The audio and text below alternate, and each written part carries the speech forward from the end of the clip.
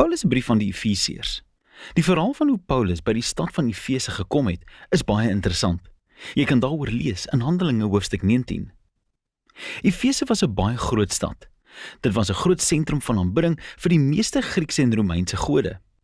En vir meer as 2 jaar het Paulus 'n baie effektiewe sendingteenwoordigheid daar gehad en baie mense het volgelinge van Jesus geword. Jare later, nadat hy deur die Romeine in die tronk gegooi is, het Paulus hierdie brief geskryf. Sy gedagtegang in die brief is in 2 baie duidelike dele verdeel. In die eerste helfte verken Paulus die verhaal van die evangelie, hoe alle geskiedenis tot 'n hoogtepunt gekom het in Jesus en sy skepping van hierdie multi-etniese gemeenskap van sy volgelinge. Die tweede helfte van die brief word met die woord daarom aan die eerste helfte gekoppel. En hier verken Paulus hoe die evangelieverhaal 'n effek op elke gedeelte van ons lewensverhaal moet hê, persoonlik, in ons buurte en gemeenskappe en in ons families. So kom ons spring in en dan kan ons sien hoe Paulus dit alles verduidelik.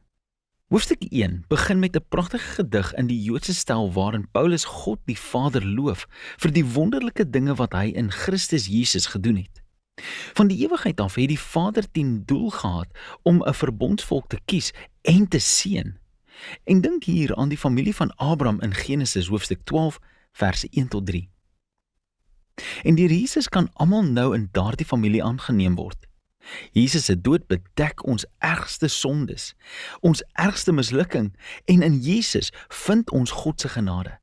Trouwens, Paulus sê dat genade vir ons 'n hele nuwe manier oopgemaak het om elke deel van ons lewens te verstaan. Hy sê in hoofstuk 1 vers 10 dat dit God se doel was om alle dinge in die hemel en op aarde te verenig onder Christus. 'n Titel wat Messias beteken. God se plan was nog altyd om 'n groot familie van nuutgemaakte mense te hê wat in Jesus die Messias verenig is.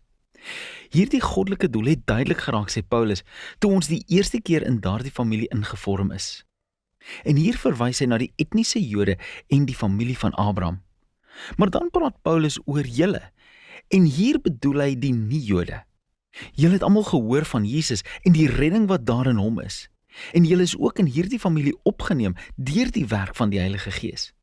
So hier verwys hy na die gebeure wat in die verhaal van Handelinge vertel is, oor hoe God se Gees Jood en nie-Jood in een familie saamgevoeg het. Dis net soos God lank gelede aan Abraham beloof het. Let op hoe Paulus in hierdie gedig begin praat van God die Vader, maar dan oor Jesus die Seun, en hier aan die einde oor die Gees. Al 3 werk saam soos Paulus die verhaal van die evangelie vertel. Dis regtig uitsonderlik. Na die gedig reageer Paulus met 'n gebed. Hy bid dat hierdie volgelinge van Jesus nie net sal weet van die evangelie nie, maar dat hulle die krag van die evangelie persoonlik sal ervaar. Dat hulle versterk sal word deur dieselfde krag wat Jesus uit die dood opgewek het en hom verhef het as die verheerlikte hoof oor die ganse wêreld. Nou in hoofstuk 2 gaan Paulus terug en hy brei uit op 'n paar van die belangrikste idees uit die gedig in hoofstuk 1, veral God se genade en hierdie nuwe multi-etniese familie van Jesus.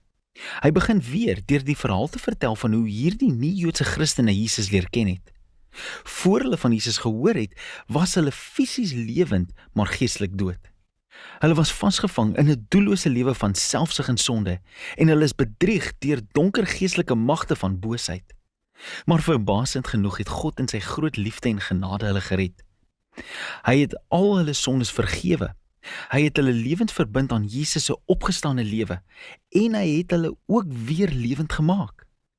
En nou, as nuutgemaakte mense deur Jesus, beleef hulle die vreugde daarvan om alles van die nuwe roeping en doelwitte en take wat God vir hulle gee, te ontdek. Nie net het God genade aan hulle bewys nie, hulle is ook uitgenooi om deel van 'n nuwe familie te wees. Voor hulle van Jesus gehoor het, was hierdie nie-Joodse mense nie net van God afgesny nie, hulle was afgesny van die verbondsmense, die familie van Abraham. En vir 'n werklike praktiese rede, die bevele van die Sinaï verbond het iets soos 'n grens rondom die familie geskep. Dit was soos 'n heining wat die meeste nie-Joodse mense weggehou het. Maar in Jesus is die wette van die Torah vervul. En die heining is verwyder. Die 2 etniese groepe het, soos Paulus dit noem, 'n nuwe verenigde mensdom geword, wat in vrede saam kan lewe. So Paulus gaan in hoofstuk 3 voort om hom te verwonder aan die unieke rol wat hy gekry het om die goeie nuus aan die nie-Joodse mense te versprei. En selfs al is hy in die tronk, dank hy God vir die groot kans wat hy gehad het om te sien hoe groot hierdie verbondsfamilie gegroei het. So Paulus sluit die eerste helfte van die brief af met nog 'n gebed. Hierdie keer bid hy dat Jesus se volgelinge versterk sal word deur God se Gees sodat hulle eenvoudig kan begryp en verstaan hoe lief Christus sy mense het. Die tweede helfte van die brief val Paulus weg met iets anders. En hy daag die leser uit om te reageer op die evangelieverhaal deur die manier waarop hulle hul eie lewensverhaal lewe. So hy begin in hoofstuk 4 met sommer net die alledaagse lewe van die kerk. Die kerk is 'n groot familie met baie verskillende tipes mense. Maar hy beklemtoon dat hulle een is. En een is 'n sleutelwoord in hierdie hoofstuk. Hulle is een liggaam wat deur een Gees verenig is. Hulle het een Here met een geloof. Hulle het een doop, hulle glo in een God. Dis baie eenheid. Maar Paulus maak dit duidelik, eenheid is nie dieselfde as eenvormigheid nie.